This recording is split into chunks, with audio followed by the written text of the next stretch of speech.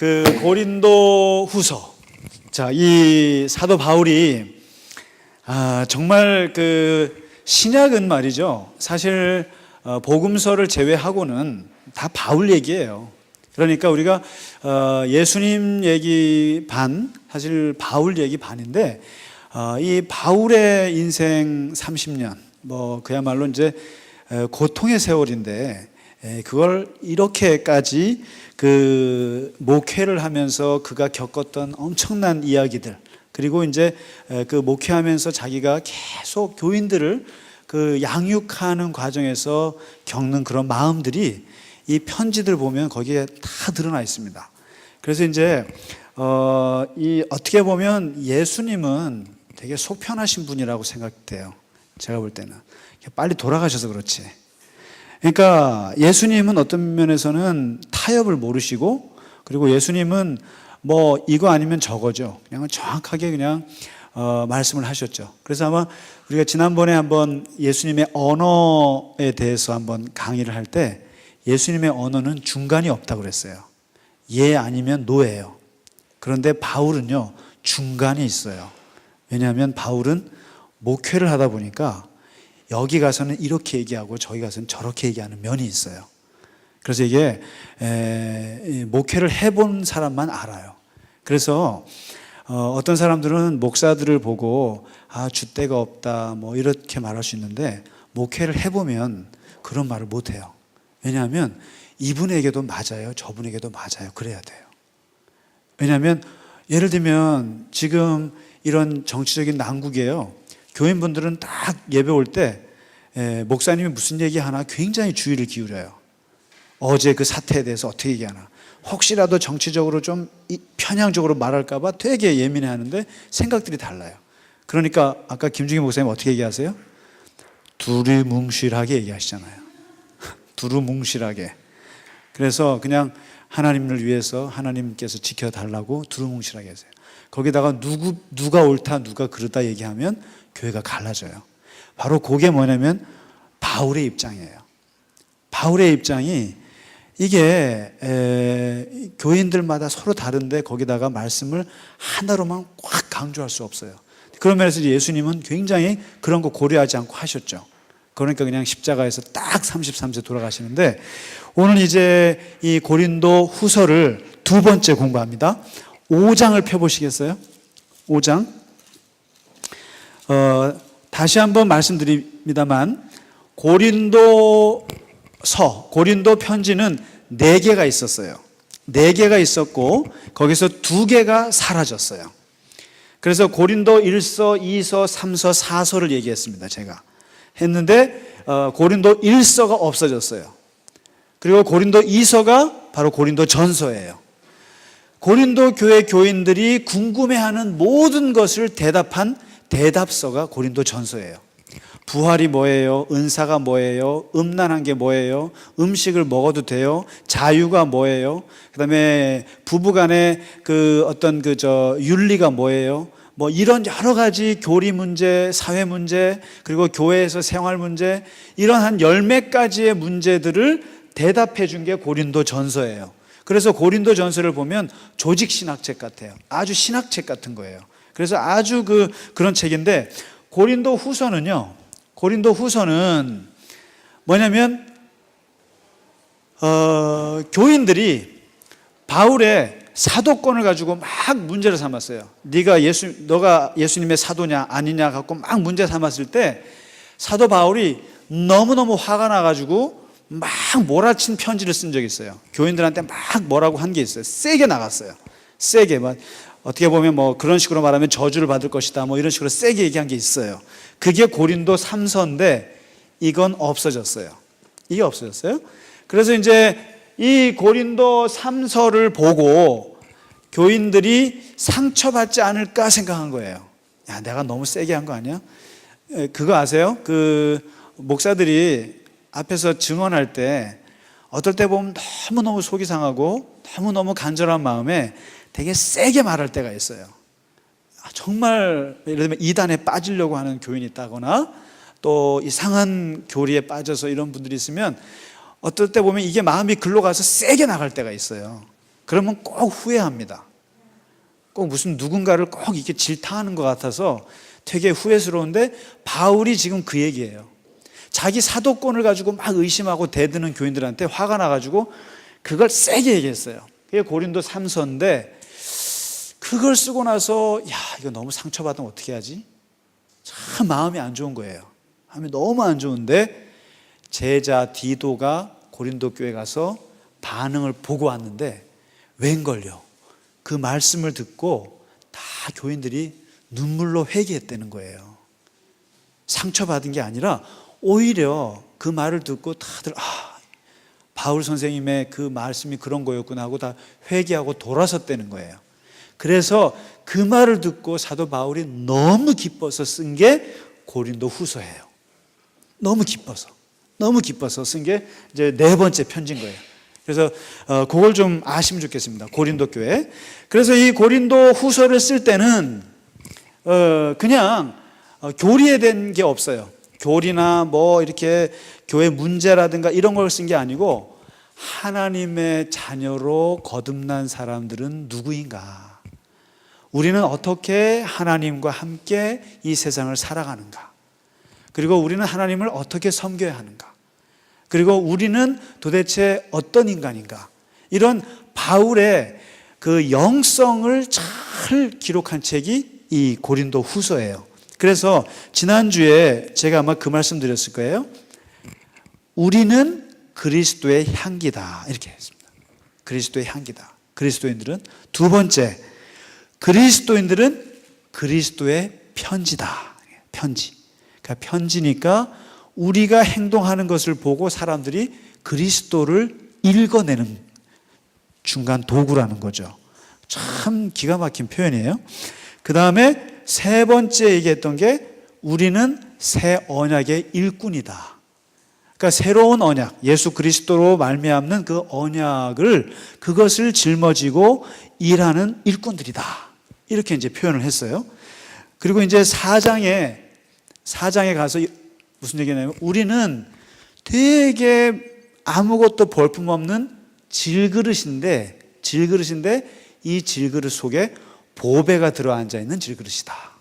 그러니까 겉보기에는 나는 되게 아무것도 아닌 존재인데, 그만 내가 예수라고 하는 보배를 품고 살기 때문에 아무도 사람들이 나를 건들지 못한다. 이런 기가 막힌 표현을 했어요. 이게 이제 지난주까지고요. 오늘 한번 5장을 펴보실래요? 5장에서 바울이 아주 재밌는 얘기를 합니다.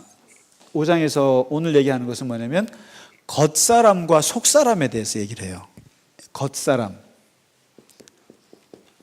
겉사람과 이게 이 속사람 얘기를 하는데요. 사람을 겉으로만 보지 말라는 거죠. 겉으로만 보지 마라. 뭐냐면 이 겉사람과 속사람을 비교를 해요. 겉사람의 특징은 뭐죠?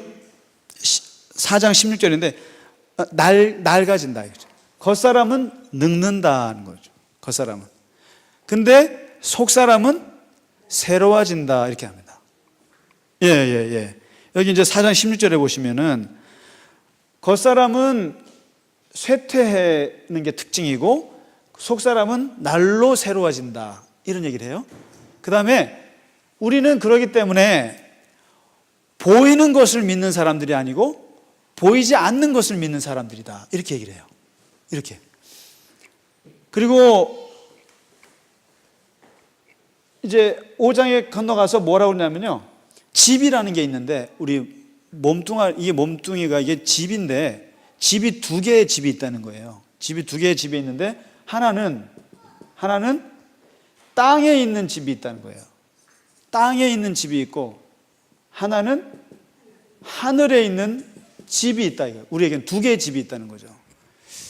2개의 집이 있는데, 땅에 있는 집은 이 특징이 뭐냐면 일시적이에요. 일시적이라는 거죠. 그 다음에 하늘에 있는 집은 영원한 거라는 거예요. 그런데 우리가 쉽게 말하면 이 땅에서 살 때의 이 집은 지금 현재 살고 있는 집이고, 하늘에 있는 집은 우리가 뭐라 그러죠? 분양받아 놓은 집입니다. 분양받아 놓고 살진 않는 집이에요. 근데 이제 갈 집인데, 근데 이 집이 뭐냐면 이 집에서, 땅에 있는 집에서 하늘의 집으로 옮기는 사람들이다. 그러면서 이렇게 얘기해요. 이제 한번 5장 2절에 한번 보실래요? 보시면 우리는 이 땅에서 집을 가지고 있는 이 몸, 껍데기를 가지고 있는 동안 우리는 무슨 마음이냐면 끊임없이 탄식하면서 산다는 거죠. 탄식하면서 살면서 저 하늘의 집이 이 땅에 있는 집을 덮어주기를 사모하면서 기다린다는 거예요. 사모한다는 거죠. 이 하늘의 집을 굉장히 사모하는데, 이 사모하는 이유가 뭐냐면은 이놈의 이 땅에 있는 이 썩을 집을 벗어버리고 싶거든요. 근데 벗어버리려고 사모하는 것이 아니라 이 땅에 있는 집을 그대로 두고 하늘에 있는 집으로 덮고 싶은 거예요. 덮고자 한다는 거예요. 이게 참 표현이 그렇습니다. 이게 사람이 이 땅에 살다가 저 세상으로 갈 때 이 땅에 있는 집을 벗어버리기를 바라야 한단 말이죠. 그런데 바울이 말하는 것은 이 땅의 집을 벗는 것이 아니라 하늘의 집으로 땅의 집을 덮어버린다고 얘기를 해요. 놀라운 얘기죠. 예. 그러니까 하늘의 집이 나를 이 덮어주기를 사모하노라, 이런 얘기를 합니다. 그러면서 이런 걸 보면 8절에 보면 이런 말을 해요. 내 마음은 정말 차라리 이 땅에 있는 집을 지금이라도 벗어버리고 하늘에 있는 집으로 빨리 갔으면 좋겠다는 거예요. 무슨 말인지 아세요? 솔직히 저는 이거 보고 바울의 심리를 좀 읽을 수가 있어요. 바울이요, 죽고 싶다는 거예요, 지금. 사실 정말 나는 지금이라도 죽고 싶다는 거예요. 나는 정말 지금이라도 빨리 천국에 가고 싶은 거예요. 이 바울의 이 아이러니를 느끼세요? 바울이요, 복음을 전하잖아요. 복음을 전하고 예수를 전하고 거기에 교회를 세우고 많은 사람들을 하나님의 자녀로 엄청나게 만들고 있어요. 그런데 동시에 그러면서 계속 고통을 받아요.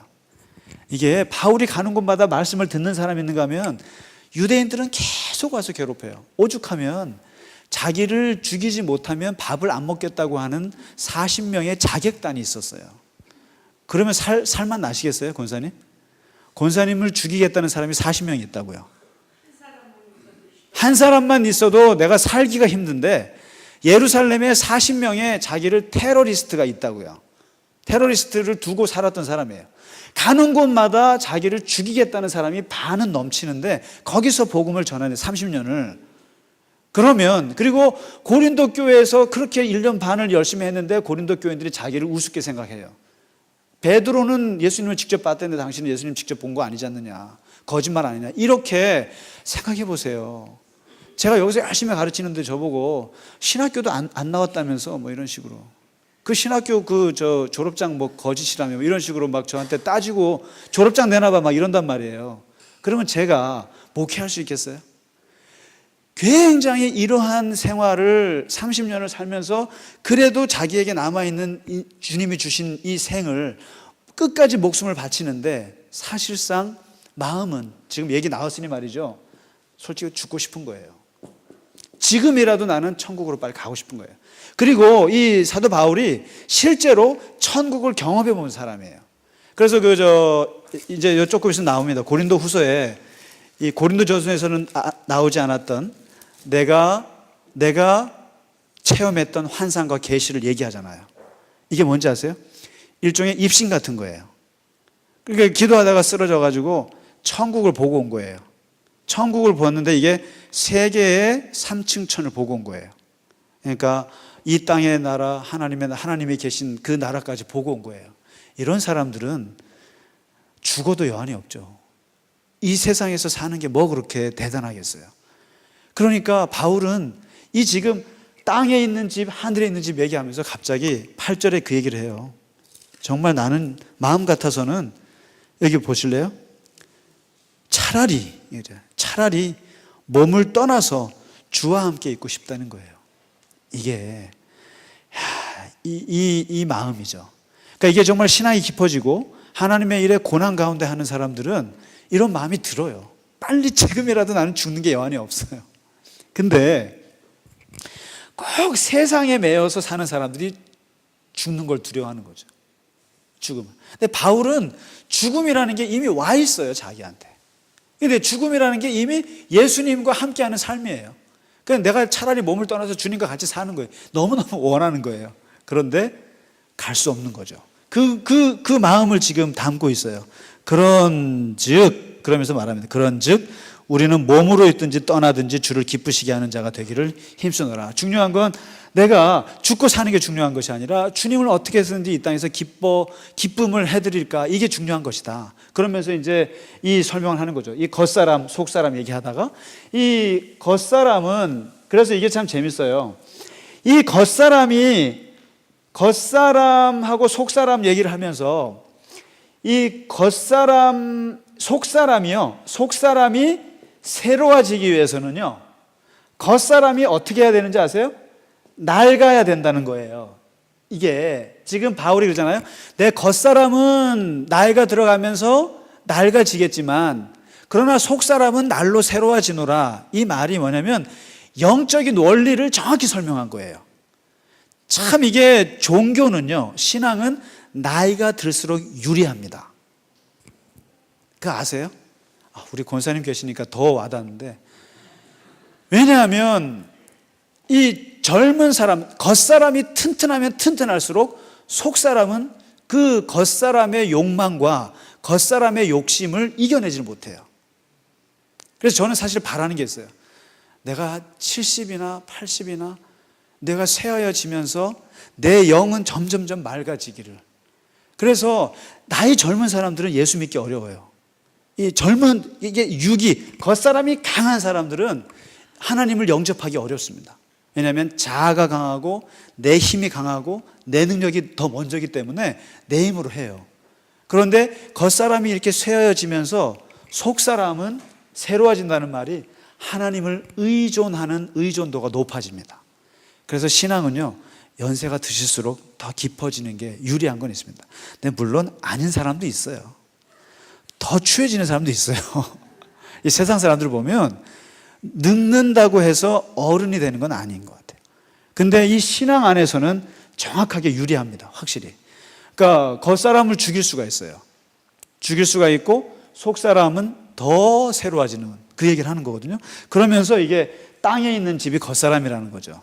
땅에 있는 집이 겉사람이고 하늘에 있는 영원한 집이 속사람이라는 뜻이에요. 그래서 이 속사람이 새로워지고, 그래서 이제 바울이 내가 정말 이 집에 살고 싶다는 얘기를 이제 하고 있는 거죠. 그러면서 속사람과 겉사람 얘기를 했고, 그 다음에 이제 오늘 그 두 번째 5장 후반부에 이왕 겉사람과 속사람 얘기를 했으니까 내가 아주 다시 얘기하는데, 너희들은 어떤 사람들이냐면은 두 번째, 겉사람이 쇠어지는 동안에 속사람이 새로워지는 이 영의 원리를 아는 사람들을 뭐라 그러냐면은 새로운 피조물이다. 새로운 피조물이라는 거죠. 이게 이 새로운 피조물이다. 그러니까 이제 예수 믿는 너희들은 항상 생각하기를 내가 새로운 피조물이라고 생각을 하라, 이런 얘기를 하는 거죠. 그러니까 여기서 뭐라고 하냐면 새로운 피조물의 조건이 나와요. 새로운 피조물이 누가 되느냐? 그리스도 안에 있으면. 그러니까 예수 그리스도 안에 있으면 내가 아무리 생각해도 이것은 새로운 피조물이야. 항상 새롭다는 얘기죠. 항상 새롭게 거듭난다는 뜻인데, 그래서 너희는 봐라, 이전 것은 지나갔다. 보라, 새 것이 되었도다. 이 새로운 피조물, 이 신학은요, 기독교 신앙에서 어떻게 보면 정말 좋은 거예요. 왜냐하면 이전 것은 지나갔고 보라, 새 것이 되었도다. 이거 이렇게 살으라는 거예요. 기독교인들한테, 고린도 교인들한테. 자꾸만 이전 것을 붙잡지 말고 이전 것은 지나간 걸로 치고, 그리고 새롭게 되었다고 늘 생각하라. 그러니까 어제가 다르고 오늘이 다르다고 생각해야지, 어제도 똑같고 오늘도 똑같고 내일도 똑같고 이렇게 되면 어떤 마음이 들죠? 자살하게 되는 거예요. 이게요. 왜 자살하느냐? 어제와 오늘과 내일이 똑같은 거예요. 똑같이 비참했을 때 자살이에요. 근데 이제 바울이 새로운 피조물이다. 그래서 어제가 다르고 오늘이 다르고 내일이 다르다 이렇게 생각하는 거죠. 그래서 실제로 우리 그 신앙인들 바울이 이제 깨닫는 게 뭐냐면 우리가 일주일에 한 번씩 만나잖아요. 일주일에 한 번씩 만나서 집사님 지난주에 별일 없으셨어요? 그러면요, 예, 별일 없어요라고 하는데 실제로는 별일이 많은 거예요. 원래 별일이 많아야 돼요. 왜냐하면 하나님께서 어제 다르고 오늘 다르게 새롭게 인도하시거든요. 그래서 그 시편에 보면 아침마다 새롭고 이런 표현이 있어요. 아침마다 새롭고, 해가 뜰 때마다 그 해가 그 해가 아니구나라고 느끼는 게 새로운 피조물 신학이에요. 이게. 그래서 생활 자체가 항상 새롭게 생각하는 거죠. 그날. 그러면 기대가 그냥 하루하루가 너무너무 즐겁죠. 그래서 이제 사도 바울이 그 얘기를 하는 겁니다. 새로운 피조물이다. 이런 얘기를 했고, 그 다음에 이제 6장에 가시면 바울이 너희는 누구냐 그랬을 때 하나님의 일꾼이니라 이 얘기를 합니다. 하나님의 일꾼이다. 근데 이제 이 하나님의 일꾼이요, 그 설명을 들어보면 되게 좀 그래요. 왜냐면 4절부터 보실래요? 6장 4절인데 이제 이 고린도 교인들한테 강조하는 거예요. 너희가 누구냐 도대체. 우리가 예수를 믿었는데 우리를 뭐라고 부르냐 그랬을 때 우리는 그리스도의 향기예요, 그리스도의 편지예요, 또 새로운 피조물이에요, 그리고 이제 겉사람은 썩지만 속사람은 날로 새로운 존재예요. 이렇게 얘기하다가 결정적으로 고린도 후서에서 바울이 하고 싶은 말은 뭐냐면 너희는 하나님의 일꾼이라는 말 하고 싶은 거예요. 하나님의 일꾼. 그리고 6장 1절에 보면 하나님과 함께 일하는 자, 이거예요. 하나님의 일꾼. 그러면서 이 하나님의 일꾼이 뭘 하는가 했더니요, 4절, 5절, 6절 보실래요? 보시면요, 하나님의 일꾼으로 자천해서 맨날 견뎌야 되고 환난과 궁핍과 고난과 매맞음과 갇힘과 난동과 수고로움과 자지 못함과 먹지 못함과 이러한 일들을 매일같이 당하는 게 하나님의 일꾼이다. 그러니까 이제 하나님의 일꾼이라 그러면 그냥 하나님의 일을 하나보다 그런데 바울이 바로 처음에 내보는 게 고난을 굉장히 많이 받을 것이라는 고난. 하나님의 일꾼은 굉장히 힘들다는 거예요. 그런데 그 속에서 6절에 한번 보실래요? 6절에 깨끗함과 지식과 오래 참음과 자비함과 성령의 감화와 거짓이 없는 사랑과 진리의 말씀과 하나님의 능력으로 의의 무기를 좌우에 가지고 영광과 욕됨으로 그러했으며 악한 이름과 아름다운 이름으로 그러했느니라. 이렇게 쭉 얘기하잖아요. 이게 뭐예요? 이 하나님의 일꾼들은요, 이게 지금 바울이 이런 얘기합니다. 하나님의 일꾼인데 이 일꾼은 굉장히 많은 환난과 어려움을 당하는데 그 속에서 지식과 깨끗함을 유지한다는 거예요. 그리고 성령의 역사가 그 속에서. 그러니까 하나님의 일꾼들은 고생스러운데 그 고생 속에서 오히려 성령의 인도하심을 받고 깨끗함을 유지하고 성결함을 유지할 수 있다는 거죠. 이 하나님의 일꾼들은요. 그래서 이 고난과 그 고난 속에서 깨끗함을 유지하는 것 속에서 뭐가 나오냐면 그 다음에 9절 10절에 기가 막힌 캐릭터가 형성이 된다는 거예요. 하나님의 일꾼들에게는 이런 캐릭터가 형성되는데 이거 한번 적어놔 보실래요? 참 기가 막힌 사람들이에요. 이 세상에서 당하는 고난 속에서 그 안에서 깨끗함을 유지하는 하나님의 일꾼들은 어떻냐면 9절에 무명한 자 같으나 유명한 자고, 죽은 자 같으나 살았고, 그다음에 징계를 받은 자 같으나 죽임을 당하지 않고, 근심하는 자 같으나 항상 기뻐하고, 가난한 자 같지만 되게 부자고, 아무것도 없는 것처럼 보이지만 모든 걸 다 가졌느니라. 이게 하나님의 일꾼들의 캐릭터라는 거예요. 그러니까 와닿으세요? 이게 되게 재밌지 않으세요? 그러니까 뭐냐면 그 기독교인들이 세상에서 사는 모습 보면 되게 허접 같다는 거예요.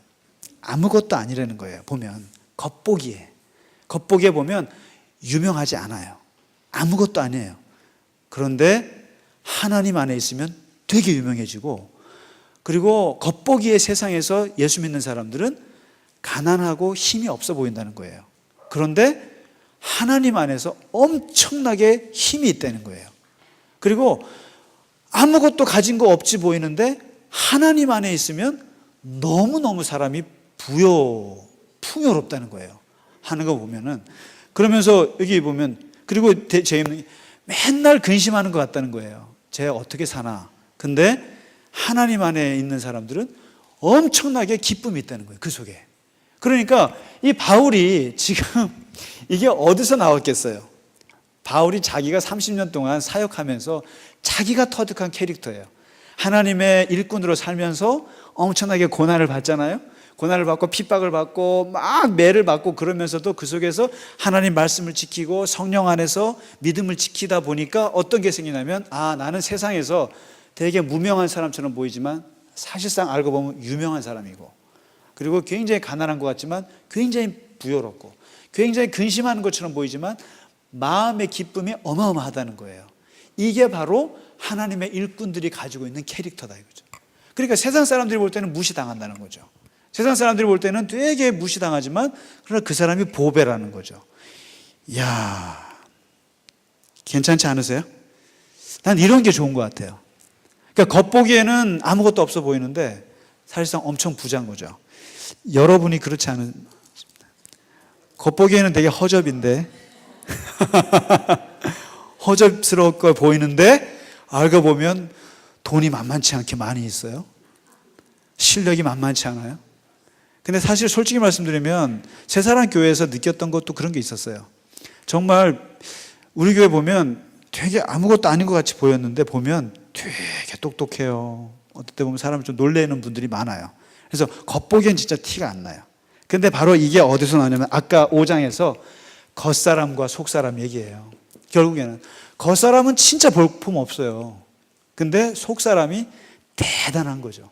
이게 이제 바울이 볼 때 기독교인은 이래야 한다는 거예요. 겉사람을 잘난 척하지 말라는 거예요. 겉사람을 사람들한테 뭘 잘 보이려고 하지 말. 지금 이 나라의 그런 그 시국의 문제가 된 게 뭐예요? 겉사람을 추구한 사람들의 멸망이에요. 이게 어떻게 보면 겉사람이 뭐예요? 권력이고요. 겉사람이 돈이고 겉사람이 명예란 말이에요. 근데 그거에 제가 이번에 아주 우리 교인인데 아주 신기한 정보를 들었어요. 거기에 이번에 연루됐던 사람 중에 어떤 사람이 그 병원에서 이제 뭐 이렇게 그런 걸 했는데, 그 사람을 맡았던 그 크리스찬 자매의 고백인데 제가 그 말을 듣고 맞구나 그랬어요. 그 사람이 얘기한 걸 제가 들었는데요. 그 사람이 자기한테 사업을 하자 그러면서 이제 하는데 그 허풍이 대단하고, 근데 그 사람을 상대했던 여자 자매가 독실한 크리스찬인데 그 사람의 뒤에 시커먼 오로라가 꽉 보이더래요. 오로라가 뭔지 아시죠? 시커먼 오로라가 그 사람 주위에 가득한 걸 자기는 봤다는 거예요. 그게 뭐예요? 명예와 권력과 이런 거 탐욕스러움이 가득한 게 영적으로 그건 사탄의 영이에요. 그건 제가 봐도 그건 어둠의 영이란 말이죠. 결국 알고 봤더니 결국 그런 사람들이 다 사교 집단에서 나오고 그런 데서 나오는데, 결국에 이게 겉사람을 추구하는 사람들의 그 영적인 상태를 그 자매가 참 잘 보여줬던 것 같아요. 제가 그 얘기 듣고 기도해야겠구나. 진짜 어둠의 영이 걷어가야 되거든요. 이 어둠의 영이 그걸 덮고 있었다는 거죠. 결국 어둠의 영이 뭐냐 그러면요, 다른 게 아니에요. 막 권력을 탐하고요, 막 명예를 탐하고요, 그리고 굉장히 무슨 뭐 돈을 막 탐하잖아요. 그게 다 사실상 어둠의 영이에요. 이게 겉사람, 땅의 집만 추구하는 사람들에게서 나타나는 영적인 어둠이거든요. 근데 그 바울이 얘기하는 거죠. 이러한 식으로 이러한 겉사람을 화려하게 할 생각하지 말고, 이거는 무명해 보이고 이것은 가난해 보이고 겉사람은 진짜 허접하게 보일지라도 속사람이 진짜 유명한 게, 하나님이 알아주는 게 유명한 거 아니냐. 그리고 하나님이 부여하게 한 게 그게 유명한 게 아니냐. 속사람이 기뻐해야지. 겉사람은 고민해도 되죠. 고민스럽지만 속사람이 기쁨이 있으면 그게 살아있는 거 아니냐. 그 얘기를 하는 거죠. 그래서 바울이 오늘 6장 이렇게 쭉 얘기하면서 그런 얘기를 합니다. 그러면서 마지막 6장에서 네 번째 얘기하는 게 이제 오늘 마칩니다만은, 너희는 그러기 때문에 하나님의 성전이란 말을 해요. 또 이런 문학적인 표현들을 하면서 기독교인들한테 자꾸만 강조하는 거예요. 너는 하나님의 성전이다. 하나님의 성전하면 뭐가 떠오르냐는 거예요. 뭐예요? 거룩함이죠. 하나님의 성전 하니까 거룩함이라는 거예요. 그러니까 이제 뭐라고 하냐면, 여기 14절에 이런 말 해요. 믿지 않는 자랑 멍에를 매지 마라. 이게 이제 바울의, 이거 오해할 수 있는 말이에요. 그러니까 바울이 이런 얘기를 했어요. 믿지 않는 사람이랑 멍해를 하지 말라. 왜냐하면 믿지 않는 사람, 다른 영이란 말이에요. 어떻게 보면 다른 영에 있는 사람들이랑 같이 어울리지 마라. 그러다 보면 우상 섬기는 사람이랑 같이 어울리다가는 너도 우상을 섬기게 될 수 있다.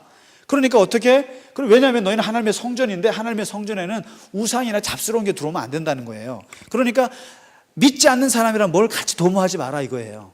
근데 이 말을 오해해요. 어떻게 오해하냐면은 믿지 않는 사람이랑 결혼했는데 그러면 헤어져야 되나요? 이렇게 해요. 어떻게 생각하세요? 내가 얼굴이 예뻐갖고 결혼했는데 알고 봤더니 교회를 안 다니는데 어떻게 하죠? 믿지 않는 여자랑 결혼했다 이 말이죠. 이건 어떻게 하실래요? 변화를 시켜요? 그래서 바울이 이거를 따로따로 얘기한 거예요. 그러니까 지금 믿지 않는 사람이랑 같이 어울리지 말아 이래놓고, 부부가 믿지 않는 남자랑 결혼했는데 이 여자가 자꾸 이혼하려고 그러는 거예요. 네, 이미 결혼해버렸는데 믿지 않는 남자랑 이혼했는데 고린도 교회 사람은 자꾸만 이혼하려고 그러니까 바울이 뭐라 해요? 그냥 같이 살아 그런 거죠. 이건 다른 얘기예요. 믿지 않는다고 해서 그 사람을 내치면 안 된다는 거예요. 이미 같이 사는데. 그렇지 않으세요? 같이 믿지 않는 사람이랑 같이 사는데 그걸 지금 와서 믿지 않는다고 내버리면 안 된다는 거예요. 그러니까 이 말이 다른 거예요. 그래서 자꾸만 사람들이 이 바울이 이 말을 가지고 오해를 해요. 그러니까 믿지 않는 사람이랑 어울리지 마라 이렇게 하니까 그냥 결혼 생활도 깨도 된다고 생각하는데 그건 아니라고 바울이 고린도 전서에서 밝히고 있어요. 그래서 목회를 한다는 거죠, 바울이. 그래서 이제 이 하나님의 성전이라, 그래서 이거를 부정하지 않게 몸을 항상 조심해야 한다. 요 얘기를 이제 하는 거죠. 그렇게 해서 오늘 그 5장과 6장 딱 네 가지 얘기죠. 첫째가 겉사람과 속사람, 그 다음에 땅의 집과 하늘의 집, 이 얘기를 하고, 그리고요 새로운 피조물, 그 다음에 뭐가 있죠? 하나님의 일꾼, 그 다음에 마지막이 하나님의 성전. 이런 표현들 속에서 기독교인이 누구냐, 이것을 바울이 계속 얘기해 주고 있습니다. 오늘 여기까지만 하도록 하겠습니다. 6장까지.